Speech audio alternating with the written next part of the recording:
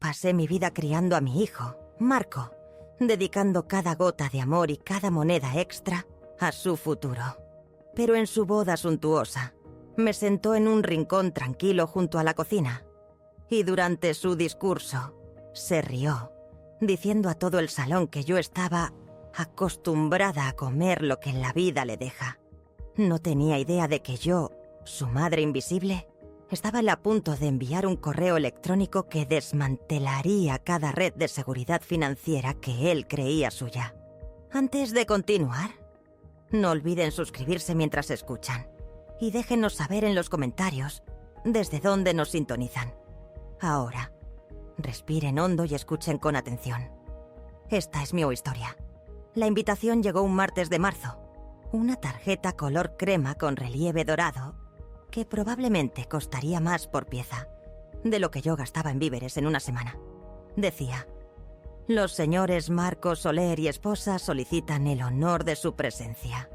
La leí 2, 3 veces. Mi hijo, Marco, se casaba y yo estaba siendo informada, no consultada. No estoy hablando de dinero, Marco. Estoy hablando de involucrarme.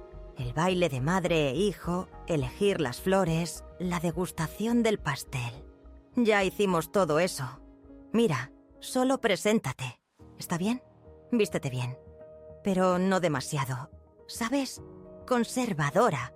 La familia de Olivia es bastante tradicional. Algo bonito, pero no demasiado yo.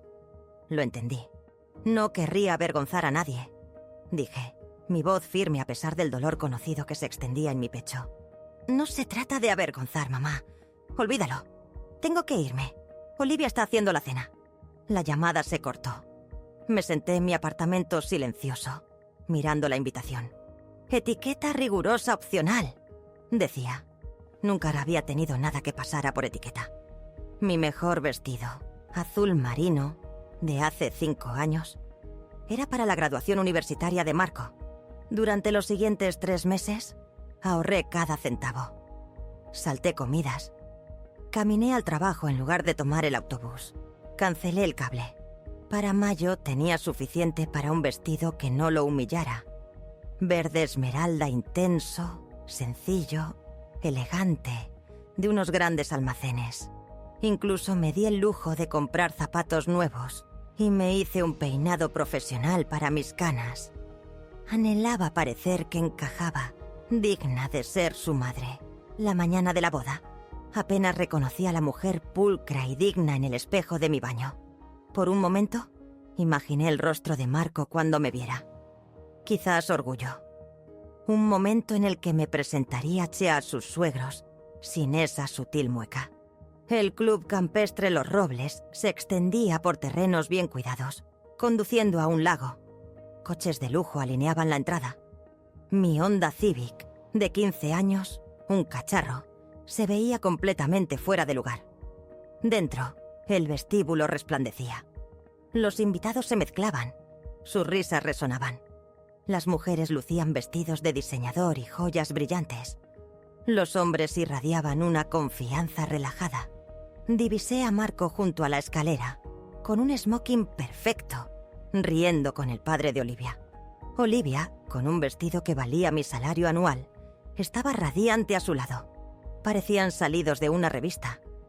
Mis zapatos nuevos repiquetearon en el mármol al acercarme. La mirada de Marco encontró la mía. Su sonrisa vaciló. No con calidez, sino con una inquietante resignación. «Mamá», dijo con voz neutra, «llegaste.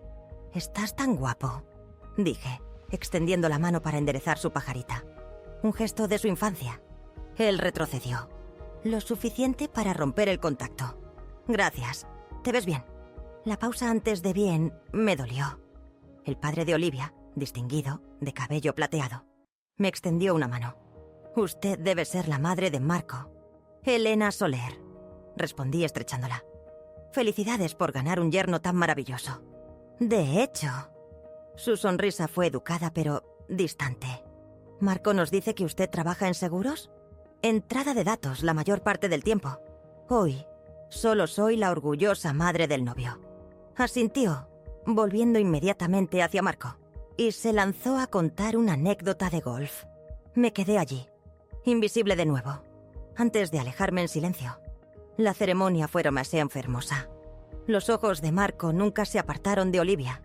Sus votos contenían un amor que recordaba de sus cuentos de niño. Sin embargo, esos momentos se sentían distantes, pertenecientes al hijo de otra persona, a la vida de otra persona. Me senté en la tercera fila, detrás de la familia de Olivia y los amigos universitarios de Marco. Nadie me guardó un asiento al frente. Nadie pareció notarme. Después, mientras los invitados se dirigían a la recepción, me quedé en la capilla, preparándome. La recepción sería más difícil. Más oportunidades para sentirme fuera de lugar, para pequeñas humillaciones. Pero yo era la madre de Marco. Era el día de su boda. Aguantaría, porque eso es lo que hacen las madres. No tenía idea de que, en unas pocas horas, descubriría que había límites para lo que incluso el amor de una madre podía soportar. ¿Alguna vez han sentido ese punto de quiebre silencioso e interno, donde el mundo cambia y saben que algo irreversible ha comenzado? El salón de la recepción era una visión de elegancia discreta, un contraste marcado con el creciente vacío dentro de mí. Manteles blancos cubrían las mesas, la cristalería captaba la luz, y los centros de mesa meticulosamente arreglados parecían haber sido creados por floristas que cobraban más por hora de lo que yo ganaba en un día. Mesas redondas para 8 personas salpicaban la sala, cada una un cuidadoso ecosistema de jerarquía social. Busqué mi tarjeta de lugar. Mesa 7, escondida en el rincón trasero, cerca de las puertas de la cocina. Los otros asientos de mi mesa estaban ocupados por lo que parecían ser parientes lejanos de Olivia. Una tía anciana con audífono. Una pareja que se veía profundamente incómoda en su vestimenta formal. Y varias sillas vacías que sugerían que incluso los invitados más lejanos de la lista no se habían molestado en aparecer. La mesa 1, directamente frente a la mesa principal donde Marco y Olivia se sentarían, albergaba a las familias Soler y Thorne y a sus amigos más cercanos. La mesa 2 rebosaba de los amigos universitarios de Marco y sus esposas. La mesa 3, las compañeras de la hermandad de Olivia. Observé esta cuidadosa coreografía de riqueza y conexión, comprendiendo precisamente dónde me ubicaba yo, en el nuevo mundo de mi hijo. Disculpe, ¿es usted la madre de Marco? La voz pertenecía a una mujer de unos 60 años, con ojos amables y una sonrisa de disculpa. Soy Margarita, la tía abuela de Olivia. Esperaba sentarme con alguien que conozca al novio. Elena Soler. Respondí, genuinamente agradecida por cualquier rostro amable.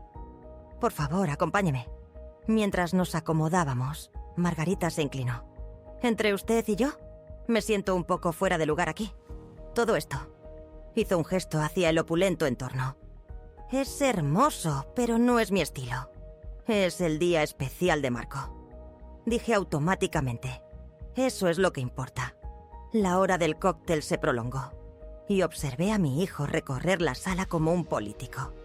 Se movía de mesa en mesa, estrechando manos, compartiendo risas, interpretando al novio perfecto. Pero a medida que los minutos pasaban lentos, noté algo que me oprimió el pecho. Visitó todas las mesas excepto la mía. Me dije a mí misma que estaba guardando lo mejor para el final. Me dije a mí misma que estaba ocupado. Me dije cualquier cosa que evitara que la creciente sensación de vacío en mi estómago se expandiera. Cuando la cena finalmente fue servida, el personal se movió con practicada eficiencia, entregando los platos a la mesa principal primero y luego abriéndose paso a través de la jerarquía. Las mesas 1 a 6 recibieron sus comidas. Salmón bellamente emplatado con espárragos y papas asadas, aún humeante. Para cuando llegaron a nuestra mesa, la cocina claramente llevaba un retraso evidente. Margarita recibió su plato, tibio pero presentable. La tía anciana recibió el suyo después, luego la pareja incómoda. Entonces, se quedaron sin existencias. Lo siento mucho, dijo el camarero, luciendo genuinamente avergonzado. Hubo una falta de comunicación en la cocina. Sus comidas saldrán en solo unos minutos. Pasaron 20 minutos. Luego 30. A nuestro alrededor, los otros invitados habían terminado de comer y pasaron a los brindis y discursos. Me senté con mi plato vacío. Mi estómago gruñía suavemente, viendo a mi hijo reír con los chistes de su nuevo suegro. Finalmente, apareció otro camarero con un plato.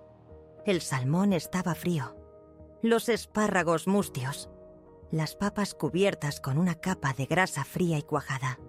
Parecía el tipo de comida que uno encuentra bajo una lámpara de calor en un buffet barato. «Restos de cocina», susurró Margarita con compasión. «Esto es inexcusable», pero sonreí y tomé mi tenedor. «Está bien», dije. «Solo estoy feliz de estar aquí». La verdad era que estaba acostumbrada a las sobras, acostumbrada a ser la última, acostumbrada a arreglármelas con lo que quedaba después de que todos los demás habían tomado su parte. Esto era solo otra variación de un tema familiar. Iba a la mitad de mi salmón frío cuando lo escuché. La voz de Marco resonando en la sala mientras se ponía de pie para dar su discurso de agradecimiento. Pero antes de dirigirse a la multitud, estaba hablando con Olivia. Su voz lo suficientemente alta como para que las mesas cercanas escucharan. ¿Viste? Finalmente le trajeron la comida a mi mamá.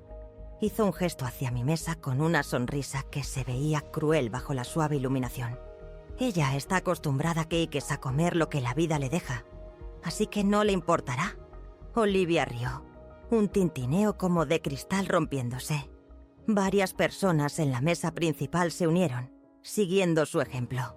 El sonido se extendió en ondas mientras los amigos universitarios de Marco captaron la broma, sus esposas tapándose la boca para ocultar sus risitas. Dejé mi tenedor con cuidado, mis manos firmes a pesar del terremoto que ocurría dentro de mi pecho. Margarita se veía horrorizada. «Acaba de... Está bien», dije de nuevo, pero las palabras se sintieron como ceniza en mi boca. Marco continuó su discurso, agradeciendo a las familias Soler y Thorne por darle la bienvenida, agradeciendo a sus amigos por su apoyo, agradeciendo a Olivia por hacerlo el hombre más afortunado del mundo, agradeció a los proveedores de catering, a los músicos, incluso a los floristas. Nunca me mencionó. Cuando terminó el aplauso fue atronador. Las copas tintinearon. La gente se secó las lágrimas de los ojos y Marco se inclinó para besar a su prometida, como si acabara de pronunciar el discurso más emotivo jamás dado. Me senté en mi rincón, rodeada de comida fría y el eco del recuerdo de la risa de mi hijo a mi costa, y sentí que algo dentro de mí se partía limpiamente en dos. No romperse en pedazos. Eso habría sido más caótico, más dramático. Esto fue preciso, quirúrgico. La ruptura final de cualquier conexión que yo había intentado desesperadamente mantener. El baile comenzó después de la cena. Marco y Olivia se deslizaron por la pista en su primer baile, pareciendo salidos de un cuento de hadas. Luego vinieron los bailes con los padres. El padre de Olivia la hizo girar con gracia practicada. La madre de Olivia bailó sentimentalmente con Marco. Esperé a que Marco me buscara para nuestro baile. Había imaginado este momento durante meses. Incluso había practicado algunos pasos en mi sala mientras sonaba música antigua desde mi teléfono. Pero a medida que la noche avanzaba y otros miembros de la familia se unían al baile, quedó claro que no llegaría ninguna invitación. Marco estaba demasiado ocupado, demasiado importante, demasiado absorto en su nueva vida como para recordar a la mujer que lo había criado sola después de que su padre se fuera cuando él tenía 7 años. La mujer que había hecho turnos dobles para pagar su equipo de béisbol, que lo había ayudado con la tarea de álgebra en la mesa de la cocina todas las noches, que lo había llevado a la universidad en su coche destartalado y había llorado en el estacionamiento después de despedirse. Margarita tocó mi brazo con suavidad. ¿Estás bien, querida? Miré a mi alrededor. Las risas, la celebración, a mi hijo girando en la pista con su hermosa esposa, la vida que había construido y en la que no había lugar para mí. Por primera vez en toda la noche, sentí una claridad absoluta sobre lo que estaba ocurriendo. Estoy perfecta, dije, y lo sentí de verdad. Me levanté, alisando mi vestido esmeralda por última vez. Caminé hacia el guardarropa, recogí mi bolso y me dirigí a la salida. Nadie notó mi partida. Ni Marco, ni Olivia, ni ninguno de los invitados que habían pasado la noche fingiendo que yo no existía. Pero al llegar al vestíbulo, escuché pasos detrás de mí. ¿Señora Soler? Era Margarita, con la respiración un poco agitada. ¿Ya se va? Sí, sin despedirme. Me giré para mirar de nuevo a través del umbral hacia la recepción, aún en pleno apogeo.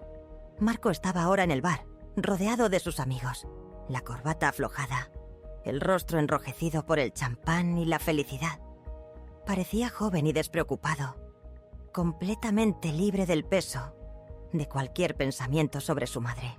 No lo notará, dije con sencillez. El rostro de Margarita se arrugó con compasión. Lo siento mucho. La forma en que habló de usted no estuvo bien. No, asentí. No lo estuvo. Pero mientras caminaba hacia mi coche bajo el suave resplandor de la iluminación paisajística del club campestre, no pensaba en disculpas ni en compasión. Pensaba en el correo electrónico que escribiría al llegar a casa. Ese que llegaría a ti a la bandeja de entrada de Marco, mañana por la mañana mientras él aún se recuperaba de la resaca de su boda. Ese que lo cambiaría todo. ¿Alguna vez te has alejado de algo que anhelabas desesperadamente arreglar, sabiendo que alejarte era la única forma de recuperarte de verdad? Conduje a casa en completo silencio, el resplandor del club campestre desvaneciéndose en mi espejo retrovisor, dejando atrás un nuevo tipo de oscuridad. La mujer que había conducido hasta allí, esperanzada y nerviosa, aferrándose aún a una imagen descolorida de familia, había desaparecido. En su lugar, un nuevo yo comenzaba a agitarse. Mi viejo Honda, usualmente un símbolo de mi vida estancada, se sentía diferente ahora, un navío que me llevaba hacia un destino desconocido pero certero. Mi apartamento, antes pequeño y asfixiante, ahora parecía un lienzo en blanco, despojado de las ilusiones que había pintado meticulosamente a lo largo de los años. Colgué mi vestido esmeralda en el armario, junto a mi ropa de trabajo, y me puse unos jeans gastados y una camiseta, ropa familiar. Luego, me senté a la mesa de mi cocina, con el portátil abierto, el tenue resplandor de la pantalla iluminando mi rostro decidido. No había ira, ni lágrimas furiosas. Solo una certeza fría y precisa que se asentaba en lo más profundo de mis huesos. Comencé a redactar el correo electrónico más importante de mi vida. Escribí con la precisión de alguien que finalmente había dejado de fingir que el amor podía existir sin respeto. Marco, empecé. Escribo esto mientras el día de tu boda aún está fresco en mi memoria, aunque sospecho que los detalles que me importan son diferentes de los que tú recordarás. Las palabras fluyeron, medidas, deliberadas, verdaderas. Escribí sobre su cruel broma en la recepción, no como un insulto, sino como una revelación honesta.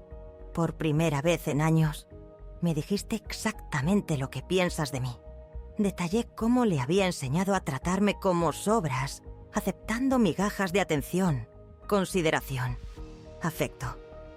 Cada vez que acepté menos que la decencia humana básica, te estaba mostrando que creía merecer menos que la decencia humana básica.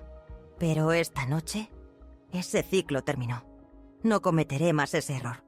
Enumeré meticulosamente el apoyo financiero que retiraba, los depósitos mensuales que él creía que venían de un fondo fiduciario, la póliza de seguro de vida que había mantenido durante 12 años, la tarjeta de crédito para sus emergencias. Luego, el mayor impacto. Lo más importante. Estoy vendiendo la casa. La casa que él asumió que algún día sería suya. Fui yo, trabajando horas extras y saltándome comidas para que pudieras construir tu colchón financiero. La casa, mi casa, valía más de $350,000. Ese dinero sería para mí, para viajar, para vivir, para finalmente experimentar la vida que había pospuesto mientras era invisible en la suya. No estoy enojada, Marco. La ira implica que esperaba algo mejor. En cambio, estoy agradecida. Me has liberado del agotador trabajo de intentar ganarme el amor de alguien incapaz de darlo. Releí el correo electrónico 3 veces. No había súplicas, ni espacio para la negociación, ni un mensaje oculto, rogándole que me demostrara que estaba equivocada. A las 3:47 am hice clic en enviar. Luego me serví una copa de vino, la botella cara que había estado guardando para una ocasión especial que nunca llegó, y comencé a planear mi nueva vida. Fue este el momento en que finalmente marcaste un antes y un después, sabiendo que no había vuelta atrás. Para el domingo por la tarde, ya había contactado a un agente inmobiliario. Mis dedos, generalmente vacilantes, se movieron con un propósito renovado por el teclado del teléfono. Para el lunes, un asesor financiero ya estaba en mi agenda. Él escuchó, silencioso y profesional, mientras le explicaba mis décadas de ahorros meticulosos y lo de la casa.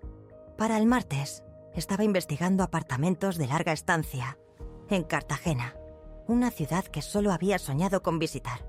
Y para el miércoles, había programado días de vacaciones por primera vez en 3 años. No por obligaciones familiares, sino para mí, la mujer que había criado a Marco, sacrificando cada capricho, se había ido. En su lugar, había alguien finalmente lista para vivir para sí misma. La respuesta de Marco llegó el jueves por la mañana, exactamente como había predicho. El asunto gritaba: «Mamá, ¿qué diablos es este correo electrónico?». El cuerpo del mensaje era una cascada frenética de acusaciones. Lo llamó un colapso, afirmando que yo había malinterpretado la boda. Fue solo una broma. Todos se reían, no solo de ti. Estás siendo demasiado sensible con esto. ¿Podemos hablar como adultos?, exigió. Luego la amenaza velada. Vender la casa es una locura. Esa es mi herencia de la que estás hablando. Papá se revolvería en su tumba si supiera que estás amenazando con regalar mi futuro así.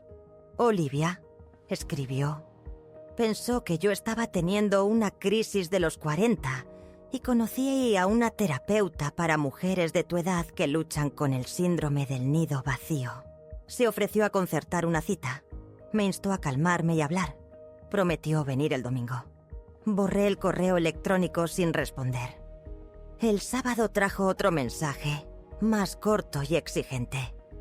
«Mamá, llevo 2 días intentando llamarte. Contesta el teléfono. Tenemos que hablar de esta situación de la casa antes de que hagas alguna tontería. Hablé con un abogado y no puedes simplemente quitarme mi herencia así. Devuélveme la llamada». Yo había cambiado mi número de teléfono el viernes. El correo del domingo era diferente, un cambio en el tono. «Elena, lamento lo que dije en la boda. Estaba borracho y no estaba pensando. Sabes que te quiero y no quise herir tus sentimientos. Pero todo esto se está saliendo de control. Los padres de Olivia están preguntando por qué mi madre está actuando como una loca, y es vergonzoso para ambos. Mira, te pagaré cualquier dinero que creas que te debo. Podemos acordar un plan de pagos, pero no puedes vender la casa. Tengo amigos interesados en comprártelas a un precio justo si realmente necesitas el dinero ahora mismo. Vamos a reunirnos y hablemos de esto cara a cara. Te invitaré a cenar a un buen lugar y podremos arreglarlo todo». Reenvié este correo electrónico a mi agente inmobiliario con una nota única y clara. «Por favor, agilice el proceso de publicación». La casa salió al mercado el martes por la mañana. Tuvo 3 visitas para el jueves y 2 ofertas para el fin de semana. Acepté la oferta más alta, $15,000 por encima del precio de venta. Un trato en efectivo con un cierre a 30 días. El último correo de Marco llegó ese domingo. ¡Ganaste! No sé qué tipo de juego estás jugando, pero felicidades. Has logrado destruir nuestra relación y humillarme frente a mi nueva familia. Espero que el punto que crees estar demostrando valga la pena perder a tu hijo. No me contactes más. He terminado de intentar arreglar lo que sea que esté roto en ti. Imprimí este correo, guardándolo en una carpeta etiquetada como evidencia. No con fines legales, sino como un escalofriante recordatorio de quién era realmente mi hijo, cuando pensó que yo podría dejar de financiar su estilo de vida. ¿Alguna vez te has enfrentado a un momento tan definitivo de basta ya, donde se traza la línea y sabes que no hay vuelta atrás? El cierre de la venta de la casa estaba programado para el 20 de julio, una fecha que se sentía menos como una fecha límite y más como una liberación. Ya había pagado depósitos por un apartamento amueblado en Cartagena y reservado una estancia de un mes en una posada en la Patagonia para el otoño. Por primera vez en 30 años, estaba haciendo planes que no tenían nada que ver con las necesidades de Marco, el horario de Marco o la aprobación de Marco. La mujer que lo había criado se había ido. En su lugar había alguien que por fin estaba lista para vivir para sí misma. La casa se vendió un martes. Firmé los papeles en una sala de conferencias que olía a cuero y colonia cara, rodeada de extraños que trataban esta transacción como cualquier otro negocio. Lo cual, supongo, lo era. El cheque era lo suficientemente sustancial como para que la banquera levantara ligeramente las cejas mientras procesaba el depósito. $355.000 después de tarifas y comisiones. Más dinero del que jamás había tenido de una sola vez. Más dinero del que Marco jamás había imaginado que yo poseía. Pasé en coche por delante de la casa una última vez después del cierre. Los nuevos propietarios ya se habían mudado. Una pareja joven con un niño pequeño que montaba un triciclo de plástico en el camino de entrada, donde Marco solía practicar tiros de baloncesto. Parecían felices, ajenos a las décadas de sacrificio y desilusión que se habían desarrollado dentro de esas paredes. No sentí nada al mirarla, ni nostalgia, ni arrepentimiento. Ahora era solo un edificio, albergando los sueños de otra persona. Mi teléfono, con el nuevo número que Marco no tenía, había permanecido maravillosamente en silencio durante 3 semanas. Pero esa noche, mientras empacaba las últimas de mis pertenencias para la mudanza a Cartagena, alguien llamó a la puerta de mi apartamento. A través de la mirilla, vi a Olivia de pie en el pasillo, luciendo perfectamente compuesta con su ropa de diseñador y maquillaje discreto. Estaba sola. Abrí la puerta, pero no la invité a pasar. Elena. Su voz estaba cuidadosamente modulada. El tono que probablemente usaba con clientes difíciles en cualquier firma de relaciones públicas para la que trabajara. ¿Puedo pasar? Creo que necesitamos hablar. No lo creo. Por favor, esto nos afecta a todos. Hizo un gesto vago hacia el espacio entre nosotras. Toda esta situación se ha descontrolado. Me hice a un lado y la dejé entrar. Más por curiosidad que por cortesía. Examinó mis cajas a medio empacar y mis paredes desnudas con la misma evaluación cortés que había usado al juzgar mi vestido en la boda. ¿Café? Ofrecí, esperando que declinara. Sería encantador. Preparé 2 tazas del café instantáneo, que era todo lo que me quedaba, sirviéndolas en tazas desparejadas. Olivia aceptó la suya con una sonrisa que no le llegaba a los ojos. Quiero que sepa que no tenía idea de que Marco dependiera financieramente de usted en tal medida. Sorbió su café con delicadeza. Nunca mencionó los depósitos mensuales ni el arreglo de la tarjeta de crédito. Estoy segura de que no lo hizo. Cuando me casé con él, asumí que su cuenta de ahorros representaba su propia disciplina financiera. Si lo hubiera sabido, dejó la frase en el aire, dejándome rellenar los huecos sobre lo que una mujer responsable como ella habría hecho. ¿Habría importado? La compostura de Olivia parpadeó ligeramente. Claro que habría importado. No creo en que los adultos dependan indefinidamente de sus padres. Pero ahora que sabemos de estos arreglos, podemos encontrar una solución. El salario de Marco es bastante bueno, y con mis ingresos, sin duda podemos gestionar un plan de pago razonable. No hay nada que devolver. Le estaba dando regalos a mi hijo. Regalos que ya no estoy en posición de dar, Olivia. Olivia se inclinó hacia adelante, su voz adquiriendo un tono más urgente. Necesito que entienda algo. La reputación de Marco en su empresa está sufriendo. Cuando no pudo pagar el coche el mes pasado, debido a este malentendido, tuvo que pedir dinero prestado a su jefe. Eso no es algo que se vea bien cuando llegan los ascensos. Esperé a que continuara, con el rostro neutro. La situación de la tarjeta de crédito ha sido particularmente problemática. Él tenía varios pagos automáticos configurados. Su membresía del gimnasio, sus cursos de desarrollo profesional. Incluso nuestra luna de miel fue parcialmente cargada a esa tarjeta. Cuando esos pagos empezaron a rebotar, creó complicaciones.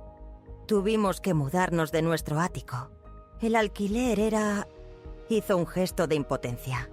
Nos estamos quedando con mis padres temporalmente, mientras resolvemos nuestra situación de vivienda. Esta era información nueva. Marco y Olivia, la pareja dorada, viviendo en la habitación de invitados de sus suegros, porque el banco mamá había cerrado permanentemente. Lamento oír eso. ¿De verdad lo lamenta? Por primera vez, la máscara de Olivia se deslizó por completo. Porque honestamente, Elena, no creo que lo haga. Creo que está disfrutando esto. Consideré sus palabras con cuidado. ¿Estaba disfrutando? ¿El descalabro financiero de Marco? ¿Su reputación dañada? ¿Su orgullo herido? No disfruto de sus dificultades, dije finalmente. Pero tampoco soy responsable de ellas. Marco tiene 38 años. Si no puede manejar sus finanzas sin los subsidios secretos de su madre, ese es un problema que él creó. «Tiene 30», corrigió Olivia con brusquedad. «No, Olivia. Tiene 30 años vividos, pero nunca ha tenido que ser un adulto. Porque yo seguía resolviendo sus problemas, incluso antes de que él supiera que los tenía. No le hice ningún favor al hacer su vida tan fácil, que olvidó cómo valerse por sí mismo». Olivia dejó su taza de café con un tintineo agudo. ¿Así que esto es una especie de lección? ¿Amor duro? Esto es hacerme a un lado y dejar que él experimente las consecuencias naturales de sus elecciones. ¿Y qué hay de la casa? Eso no es una consecuencia natural. Eso es vengativo. Miré a esta mujer impecablemente arreglada que se había casado con mi hijo por amor, pero se mantuvo casada con él porque pensó que venía con una seguridad financiera que ella no había tenido que proveerse. La casa era mía para venderla. Yo la gané, yo la pagué, yo la mantuve. Marco asumió que algún día sería suya, pero las suposiciones no son documentos legales. Pero seguramente... Me puse de pie, señalando que esta conversación había terminado. Marco dejó clara su postura en tu boda. Estoy acostumbrado a comer lo que la vida le deja. Bueno, he decidido que ya no tengo hambre de sobras. Ella me miró fijamente por un largo momento, recalibrando, intentando encontrar un ángulo donde la apelación directa había fallado. ¿Y si Marco se disculpara? ¿De verdad se disculpara? ¿Haría alguna diferencia? No. ¿Y si la invitáramos a cenar? ¿Nos aseguráramos de que se sintiera incluida en nuestras vidas en adelante? No. Entonces, ¿qué quieres? La pregunta salió casi como un grito. Su compostura finalmente se quebró por completo. ¿Qué haría falta para que dejara de castigarlo? No lo estoy castigando, Olivia. Simplemente ya no lo estoy rescatando. Hay una diferencia. Ella recogió su bolso y se puso de pie. Sus movimientos bruscos por la frustración. ¿Sabe lo que pienso? Creo que está amargada porque su vida no resultó como quería y ahora se desquita con Marco porque él es exitoso y feliz. La acompañé a la puerta. impasible ante su análisis. El éxito de Marco se construyó sobre una base que yo le proporcioné sin su conocimiento. Su felicidad fue subvencionada por mi pobreza. Ahora veremos lo que él puede construir por sí mismo. Después de que se fue, terminé de empacar en paz. La suave tarde cartagenera fuera de mi ventana prometiendo un futuro totalmente libre de las expectativas de los demás. ¿Alguna vez has tenido que elegir entre un pasado al que te aferrabas desesperadamente y un futuro que prometía verdadera libertad? A la mañana siguiente, cargué mi coche con todo lo que realmente importaba. 2 maletas, una caja de libros y mi portátil. Conduje hacia el sur, hacia una vida que nunca había imaginado posible. Cartagena me recibió con aire suave y cálido y el aroma de magnolias. Mi nuevo apartamento, a 4 cuadras del río. Era pequeño, pero el alquiler era razonable. Por primera vez en décadas podía pagarlo sin sacrificar otras necesidades. Encontré un trabajo a tiempo parcial en una librería local. Nada glamuroso, solo lo suficiente para complementar mis ahorros mientras descubría qué venía después.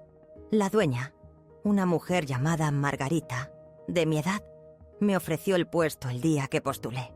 Parece alguien que entiende que los libros son más que un simple inventario, dijo con ojos amables, sintiendo una quietud compartida en mí. Durante 3 meses viví en silencio, anónimamente, en paz. Leí libros para los que nunca había tenido tiempo. Di largos paseos a lo largo del río. Aprendí a cocinar para una persona sin sentir lástima de mí misma. No supe nada de Marco, que era exactamente lo que esperaba. Luego, un jueves por la tarde de octubre, Margarita me entregó un mensaje telefónico. «Alguien llamó buscándote», dijo. Sonaba... Hizo una pausa, buscando la palabra adecuada. «Desesperado». Miré fijamente el mensaje. Marco de alguna manera me había rastreado. Encontrado la librería, convencido a Margarita de tomar un mensaje. El hecho de que se hubiera tomado tantas molestias me dijo todo lo que necesitaba saber sobre su estado actual de desesperación. ¿Dijo lo que quería? Le pregunté a Margarita. Solo que era urgente y necesitaba hablar contigo. Dejó un número. Me estudió el rostro con atención. No pareces feliz de saber de él. No lo estoy, confesé. La familia es complicada, dijo Margarita, con la sabiduría de alguien que había vivido lo suficiente para entender que la sangre no crea automáticamente lazos que valga la pena mantener. Doblé el mensaje y lo guardé en mi bolsillo. 3 horas después, mientras colocaba devoluciones en la sección de poesía, lo tiré. Pero Marco no era de los que se rinden fácilmente, no cuando realmente necesitaba algo. Y su aparición resultaría mucho más impactante que una simple llamada telefónica. ¿Alguna vez has cortado lazos con alguien solo para que te persiga implacablemente cuando su comodidad se ve amenazada? 2 días después, Marco apareció en la librería en persona. Una visión inesperada e inquietante. Estaba ayudando allá a un cliente a Chiquigas a encontrar una biografía cuando levanté la vista y lo vi de pie cerca de la puerta principal, examinando la tienda. Se veía terrible. Más delgado de lo que recordaba. Su ropa arrugada, su postura usualmente segura reemplazada por algo que se asemejaba al pánico. Terminé con mi cliente. Coloqué el libro de nuevo en el estante y caminé hacia él, con mi expresión neutral. «¡Mamá!», respiró. Su voz se quebró ligeramente en la palabra. «Gracias a Dios. Llevo semanas intentando encontrarte. ¿Qué quieres?», pregunté, mi voz plana manteniéndome firme. Miró alrededor de la tienda, observando mi gafete, mis zapatos sensatos, la vida tranquila que había construido sin él. ¿Podemos hablar en algún lugar privado? Podemos hablar aquí. Por favor, esto es importante. Hay una cafetería al lado. Estoy trabajando. Luego de trabajar esperaré.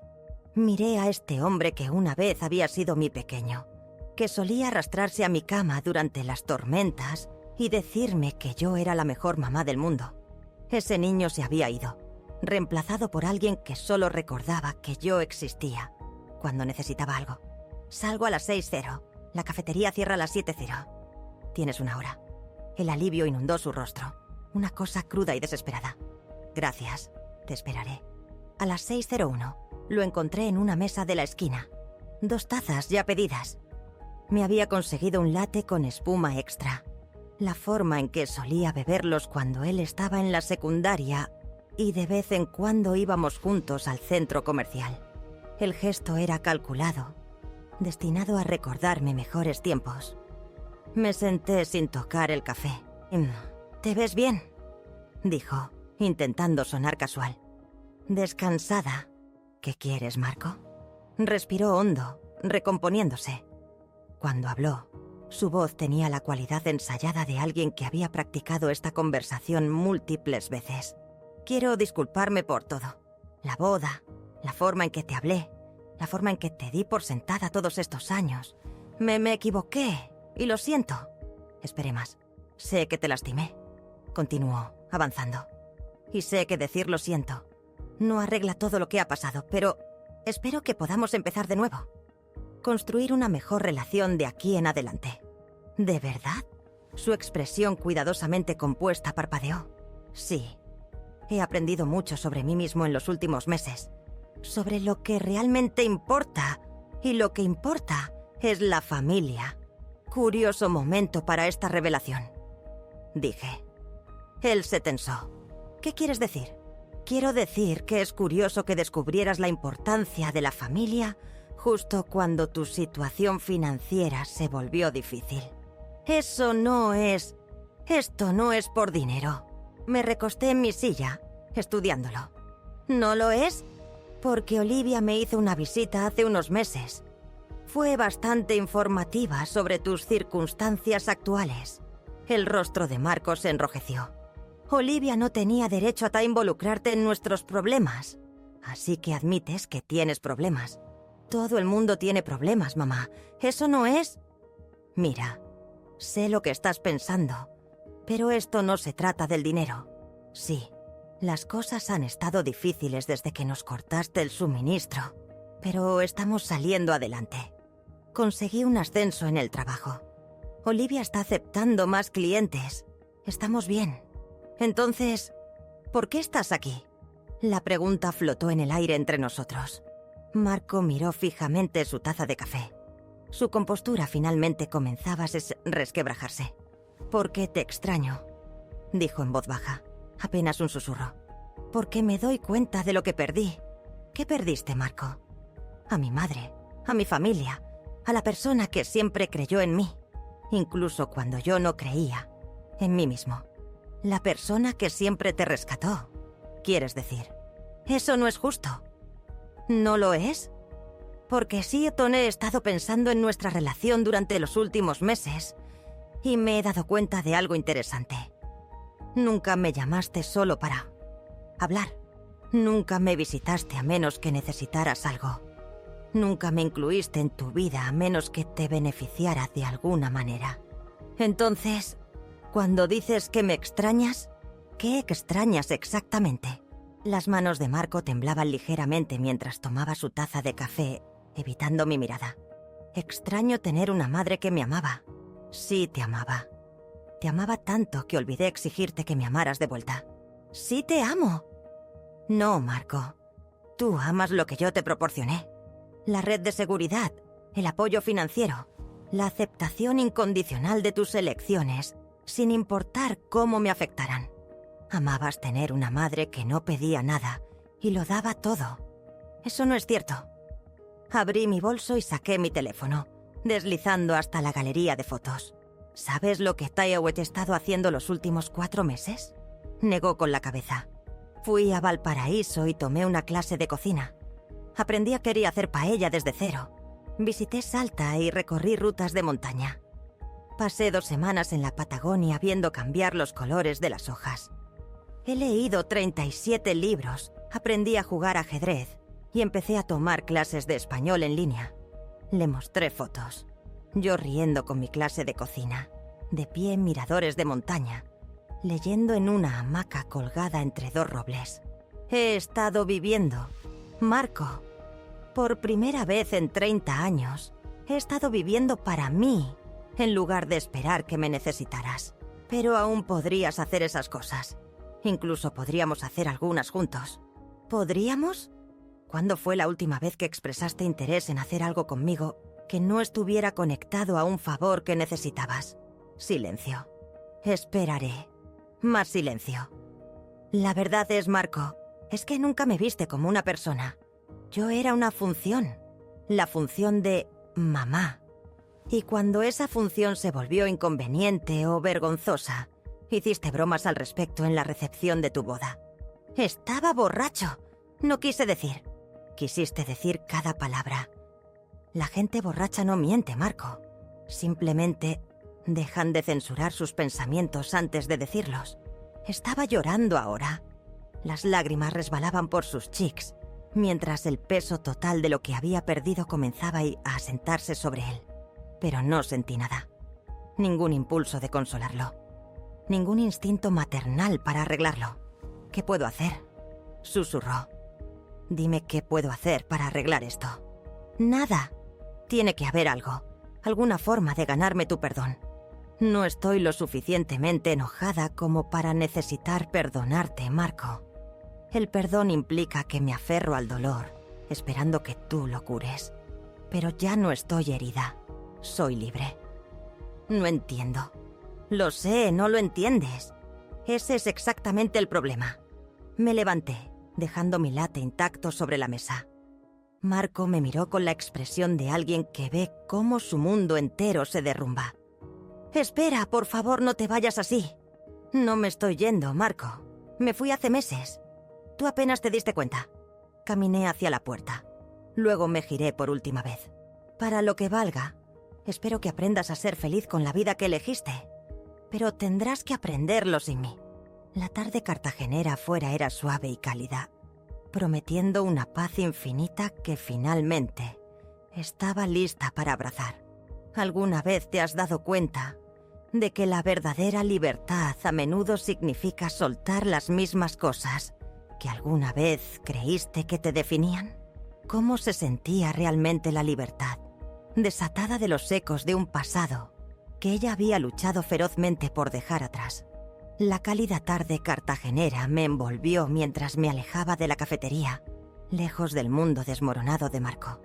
El aire húmedo, con aroma a jazmín, se sintió como un abrazo acogedor, sin ira persistente, sin aristas afiladas de arrepentimiento, solo una claridad profunda y silenciosa. Las notas de jazz que flotaban desde la terraza de un restaurante cercano eran una melodía suave. Una banda sonora para una vida que finalmente se desarrollaba según mis propios términos. Mi apartamento, pequeño y sencillo, ahora se sentía como un santuario, no como una huida temporal. Los días se fundieron en semanas, cada una un trazo en el lienzo de mi nueva vida. Mis turnos en la librería no eran solo trabajo, eran oportunidades. Recomendaba un clásico olvidado. Compartía una risa con Sofía por algún pedido de cliente particularmente peculiar. O me perdía durante horas entre los estantes. Sofía, con sus observaciones silenciosas y sus sonrisas cómplices, se convirtió en más que una jefa. Era una confidente, una amiga que comprendía el lenguaje tácito de la paz ganada con esfuerzo. Compartíamos tazas de té en los momentos tranquilos entre clientes, conversando sobre todo, desde el último éxito de ventas hasta las silenciosas complejidades de la vida. El dinero de la venta de la casa no era solo un número en una cuenta bancaria. Era un pasaporte.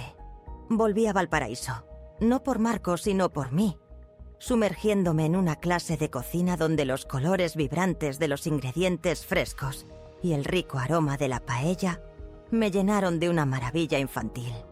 Más tarde, en Salta, el aire fresco de la montaña en los senderos de las sierras del norte me revitalizaba. Cada paso en los caminos serpenteantes, un avance tangible. Pasé 2 semanas en la Patagonia.